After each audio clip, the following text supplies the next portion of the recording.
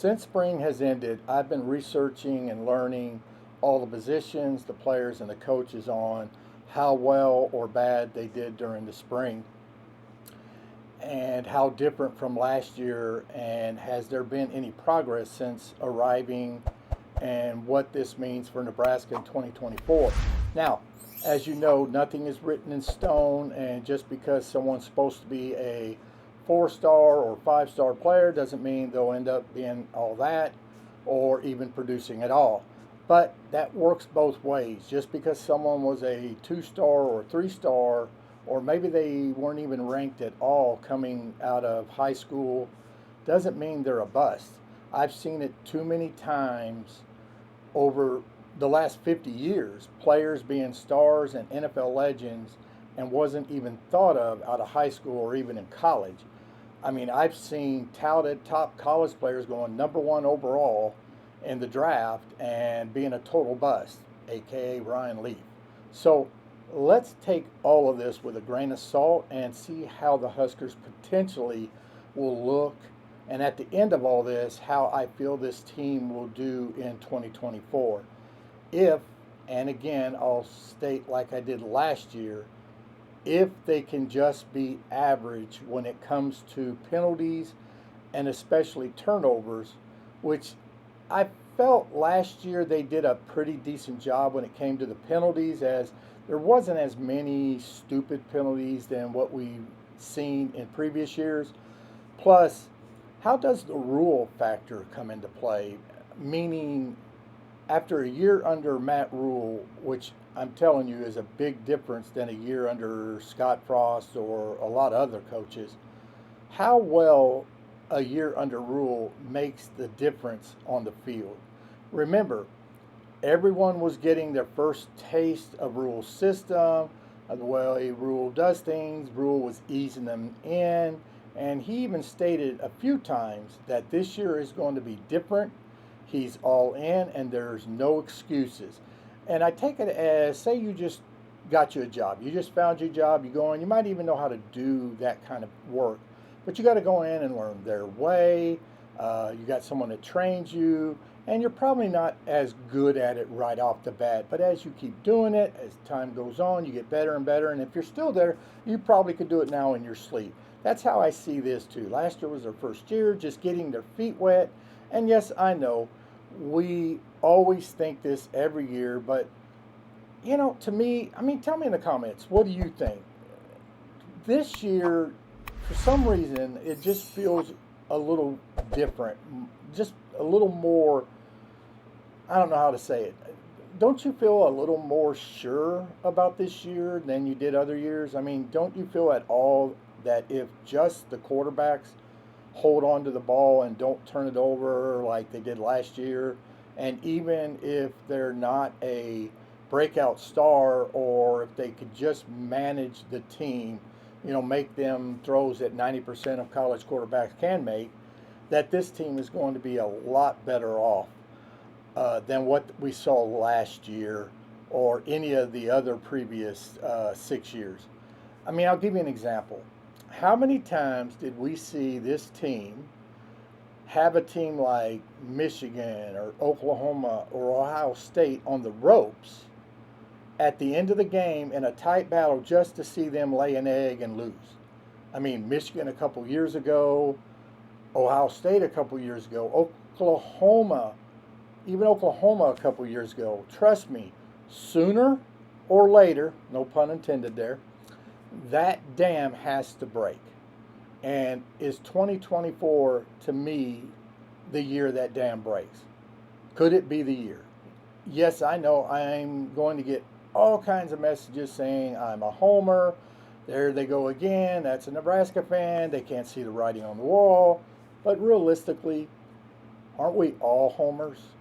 You tell me a fan out there that doesn't every year think their team isn't better than what maybe they really are, than what most people think they are.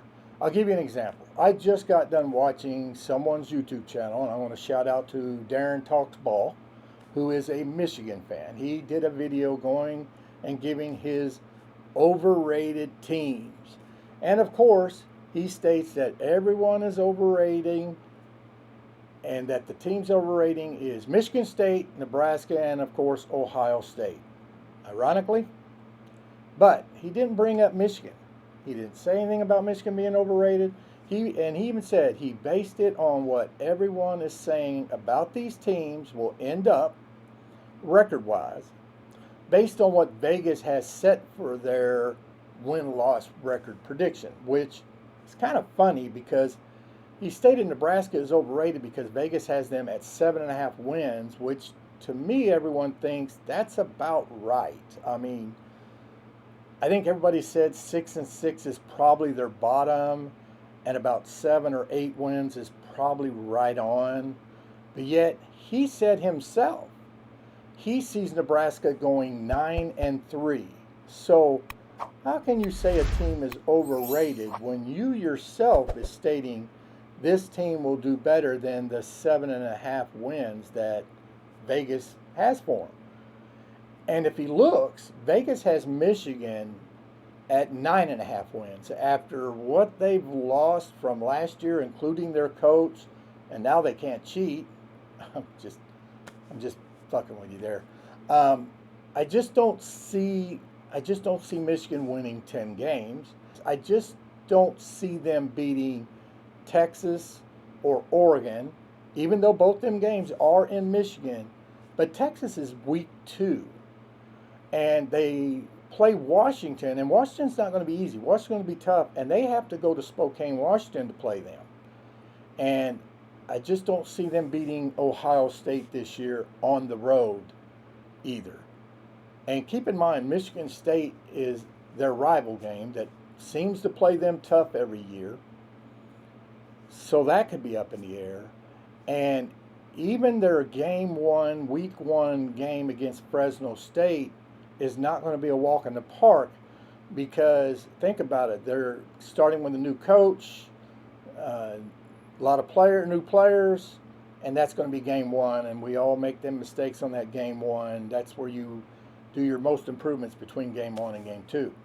And what about USC? Now, that is also at Michigan, so I see Michigan probably winning that one, but I see them maybe winning 8 games, possibly 9, depending how well some of these new teams coming into the Big Ten will do. So you could see it's not just Husker fans that are homers. We just don't hide it. We're proud of it. So that's why I don't care anyone calls me a homer. Nebraska fans live it, you know. We are on the off season. We watch and learn and look at this team like they just won the national championship last year. We kind of try to forget. It's in our back of our mind. They went 5-7. We try not to think about it too hard. So let's get back into the Huskers. Let's look at last year. Let's play hypothesis. What if we just turned the ball over last year, say, only 15 times instead of 31, or maybe 20 times or 25 times instead of 31? This team's probably isn't 5-7. They're probably 7-7, maybe even 8-4, or even 9-3. And if that would have happened, I guarantee you most of you would be saying right now that this team would end up higher than 7.5 wins. And I even bet Vegas would have them probably at an 8.5 or maybe even a 9.5, which I feel is probably more correct than looking at their schedule and who they are and eliminating what happened last year. And the sad thing is, this team is no different. This team would be the same team, just minus them turnovers. So just because the Huskers were, let's say, feeling really generous last year and deciding, let's give the ball away a few hundred times to the other team and let's see how good our defense really is. Can they hold them? And just because they did that, just because they gave the ball away more than most teams do in a year, that's supposed to be all of a sudden mean it's a bust again for this year? Or is it because we've seen it over and over again that we're just tired of thinking it's going to be a different year, different team, different result, just to be let down every year, and maybe everybody thinks they'll do better but doesn't really want to say it because they don't want to jinx it. So they don't want to say it. They don't want no one else saying it. They don't want to hear anyone else saying it. Kind of like that kicker that goes out for that game-winning field goal, and you hear that announcer state, "Oh, he hasn't missed from this distance all year," and you're probably hollering at the TV. Don't say that. I'm thinking that's kind of how we're feeling.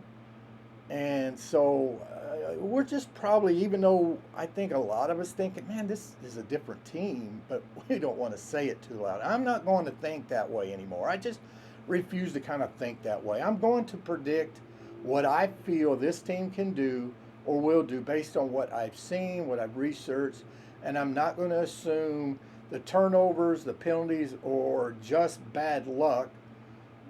Doesn't mean there isn't going to be any. I'm just not going to look at it that way. But I've always believed, and trust me, so did Coach Osborne. He believed that in the end, bad luck and the good luck all equals out down on the field somewhere down the road.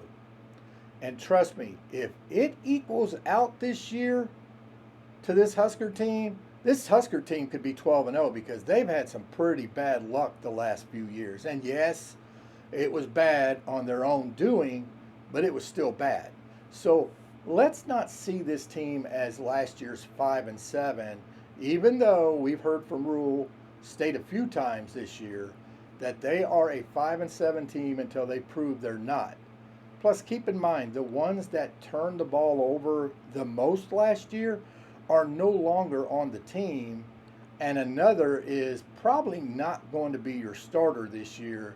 So let's look at this way. If you cut out the cancer from last year's team and you left the rest of the team, how well would last year's team, how well would they have done?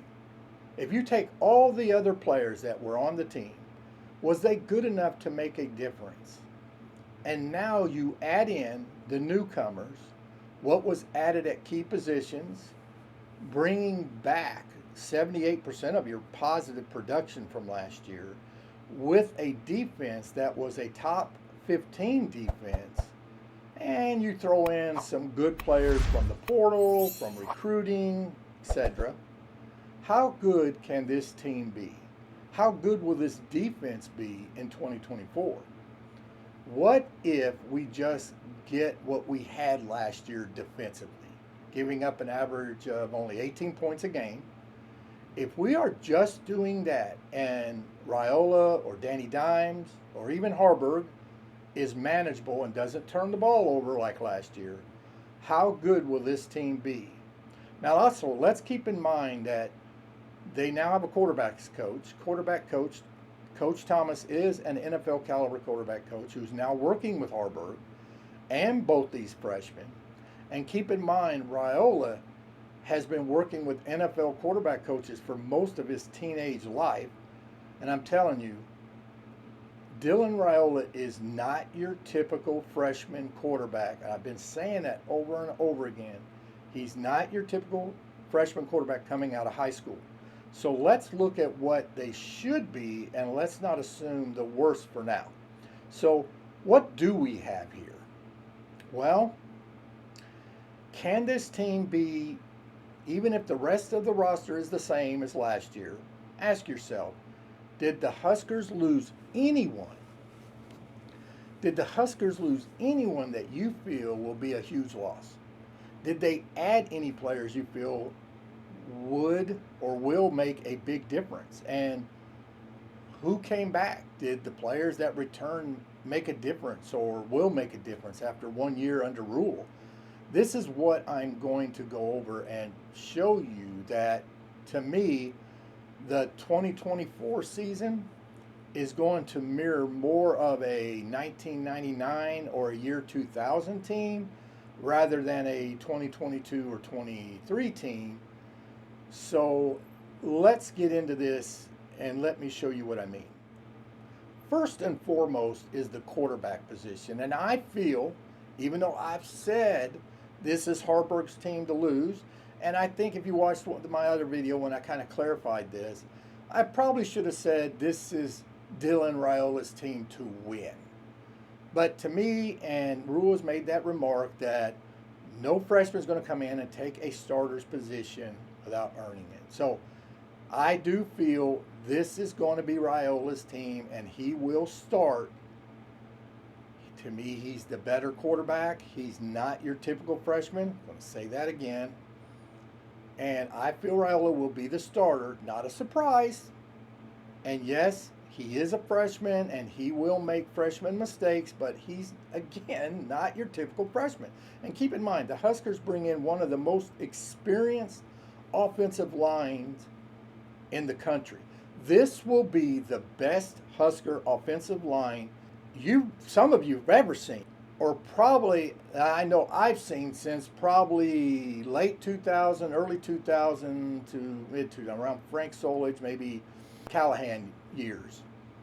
And with the additions of the wide receivers, Isaiah Nair, which, if you guys remember, before he got hurt, was one of the most sought out wide receivers in the country.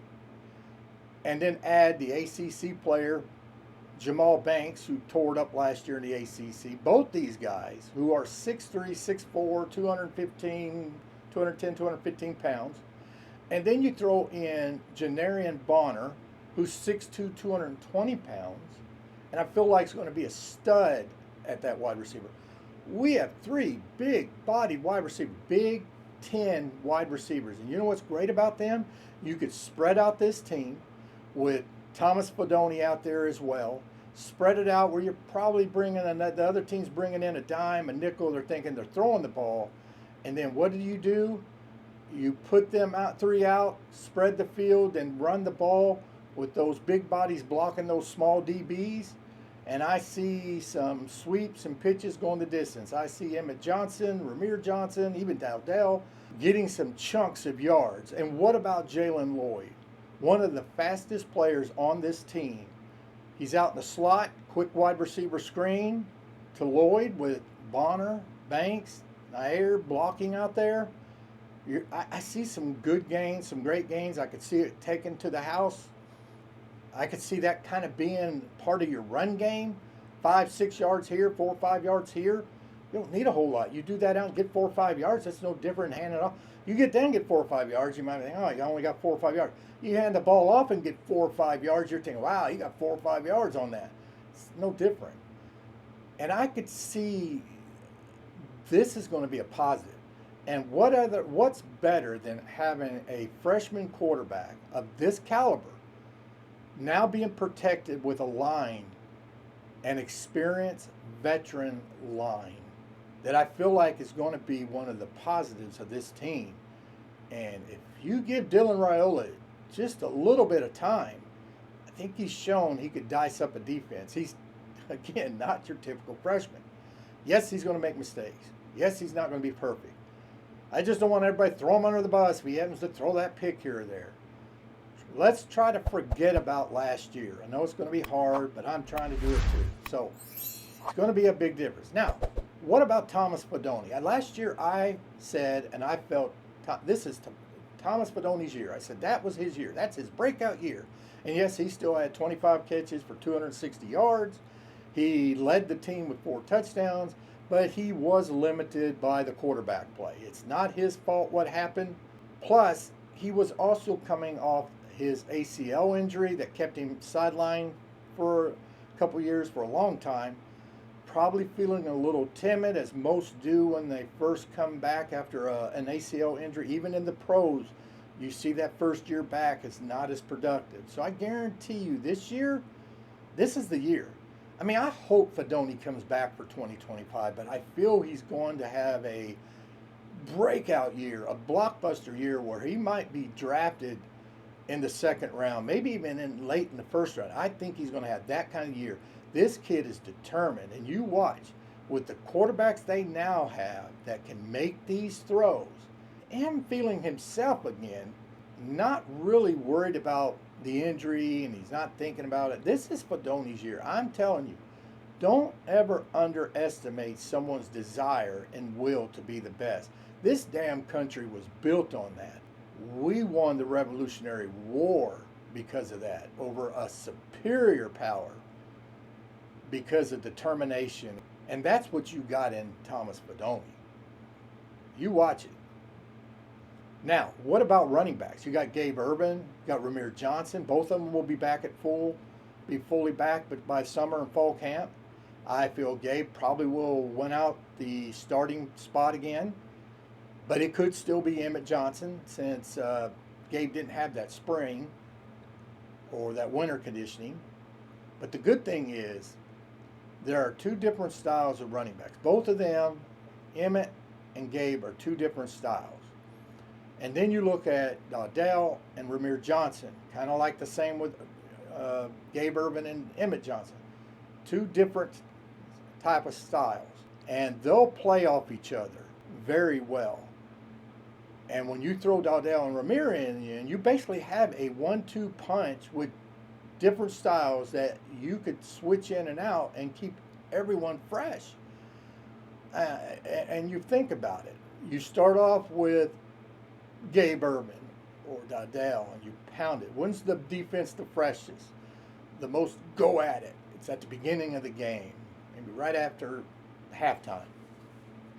So you bring in Gabe Urban and you smack him in the mouth a few hundred times. And as the game goes on, you bring in Emmett Johnson, and a lot of them sweeps and all them pitch outs and all that get around there and you take it to the house. You give it to Emmett Johnson, you give it to Ramir Johnson. And remember, Emmett Johnson them could go up that gut. They don't have a problem going up. Dell could do that. He could even get to the outside. So you're going to see them wear them down as the time goes. Let's throw in freshman Ja'Cory Barney Jr., not only as a wide receiver, but as a kick returner, punt returner. I think the return game is going to be a plus. I think Barney's going to have probably some breakout runs that we probably haven't seen since Pearsonell did it. I think that's going to be a positive. You watch. We're going to have Malachi Coleman returning. He should be at full strength, I believe, by fall camp with a year under his belt. This wide receiver room is a stud. It's gone from one of the weakest or a weak point of the offense last year or this team to a strength again, taking away injuries and stuff like that. So to me, we will see an explosion on offense. You're going to see a huge difference on offense this year. And I mean a big difference. But it doesn't take much from what we've seen last year. And if this defense plays even just the same as last year, at least as what they did last year, Nebraska is going to beat some teams and even scare some teams that, even some great teams that you're not going to think they can. And I don't think Ohio State is looking forward to seeing Nebraska at the end of October. They're probably thanking their lucky stars it's in Columbus this year and not in Lincoln. It wouldn't surprise me if Nebraska won that game. It would not surprise me. Let's not forget the freshman Carter Nelson coming in. That kid is a stud. I've seen him play. I watched him out there with Dylan Raiola out there in Hawaii. I'm telling you, he's a special athlete. Now he is going to be a little behind. He's not coming until the summer. It's going to take him a while to get his feet wet. But, man, he was electric. I believe he's going to have a good year. He really looked good out there with Raiola. And, yeah, it's going to take him some time to get his feet wet. But I feel we're going to see him shine for a couple of games, 2 or 3 games. Wouldn't be surprised if they don't end up redshirting. But it wouldn't surprise me end up playing because I got a feeling when he gets involved, he just reminds me of them great tight ends that you're seeing in the pros right now that could take the ball laterally down the field. And that's what Fidone kind of is too. And you throw Carter Nelson, Fidone in there, you got Banks, you got Bonner, you got Nair, then you throw the speed in, Floyd. Then you have the backs. This has got a lot of talent on this team, guys. It ain't because of talent. It's because of mistakes. So why is everybody treating this team like, oh, they're not going to do but 6 games or 5 games? They're overrated because of some mistakes of previous years? A year's gone, guys. This ain't the same year. It's not the same coaching. It is the same coach that was last year. But Rule hadn't to get that out of their system. He had to grow his system on them. And last year was a learning experience.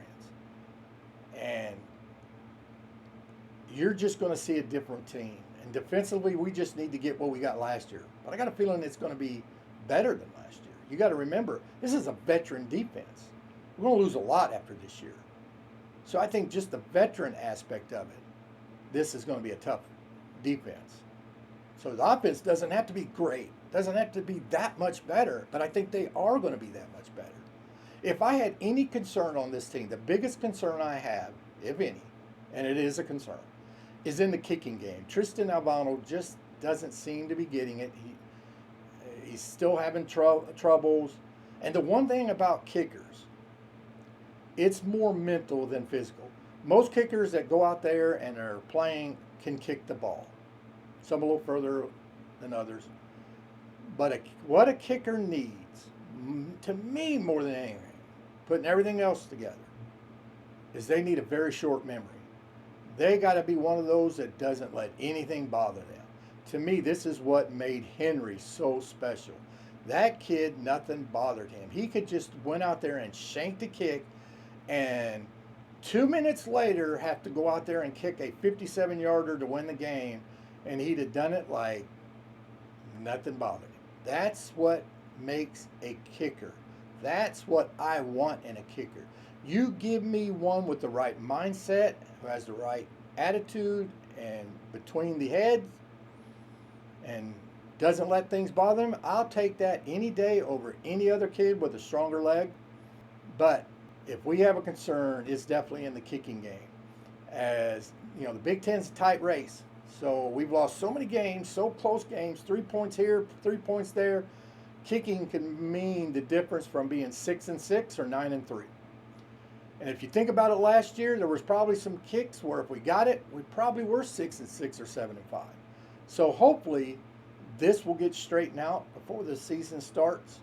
So how I see Nebraska, how I see this Husker team doing, from what I've seen and research from the spring and what they brought in, to me the defense should be just as good, at least as good as last year. And remember, like I said, it's a veteran defense. Now, the Big Ten now has seen this defense and will be more ready for it. But again, this defense is good enough, and it has some great depth. It has some great veteran players. This defense will keep us in every game, and including the Ohio State game. This defense, again, will keep us in every single game, even the Ohio State game. You watch. That's why I feel this team can beat everyone on their schedule. Yes, I said it. Every team they're playing, they'll have a chance to win. Probably not, but I see this offense growing throughout the year as the year goes on, getting better and better. The great thing is we finally get to play teams like UTEP, Northern Iowa at the beginning of the year instead of starting off with a Big Ten team. Or I wish Colorado was a few weeks later, but you know what? They got bigger issues right now than the Huskers do. They basically cleaned out their team again. And so, you know, we might be catching them at the right time. I think early might be the right time to catch Colorado, because maybe you don't need them to get things rolling. So maybe catching them early this year in week 2 is more of an advantage for the Huskers.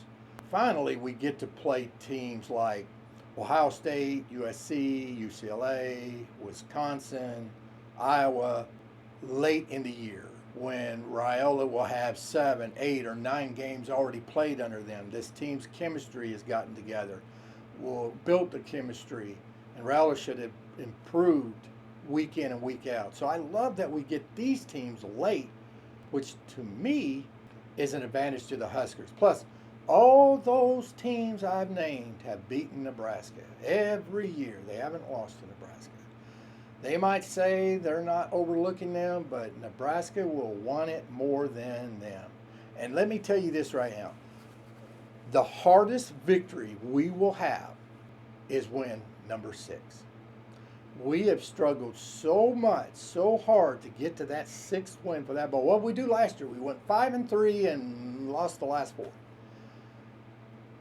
The hardest thing to do is to get over that hump. The hardest thing is to get that Game 6 win. So I'm hoping, which we should do, that we got at least that 6th game win before we get to Ohio State. And we should be able to do that. We play 7 games before then, so we haven't got 6 wins. I mean, we could be 5-2. It's, I guess, possible, but I think we should do it. If we get that, look out. I'm telling you right now, look out. This is going to be a different team.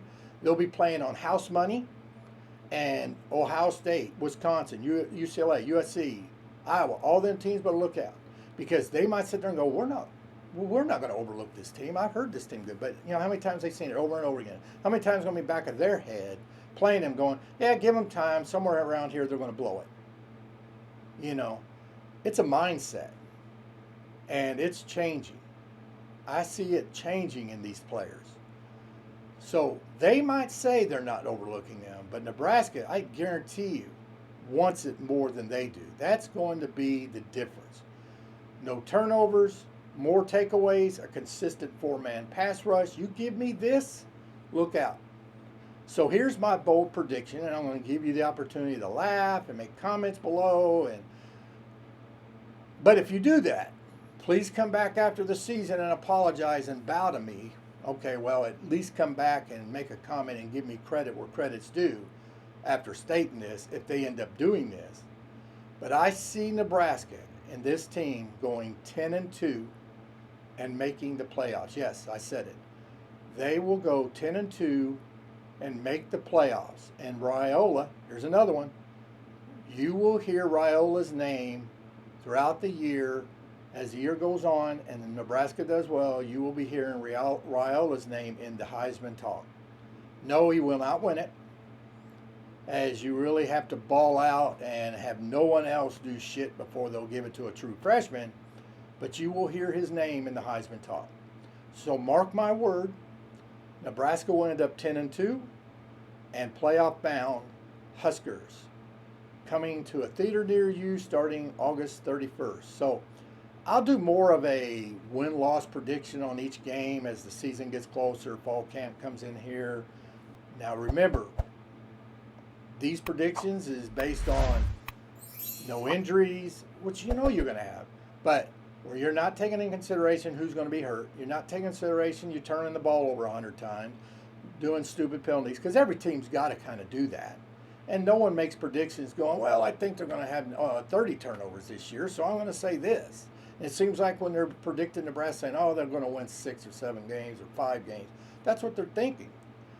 But I'm making this on the assumption of going into a clean slate, and everybody's going in there healthy. Turnovers are going to be under control. Penalties are going to be under control. And if you get that, look out. I want to thank everyone that supported my channel.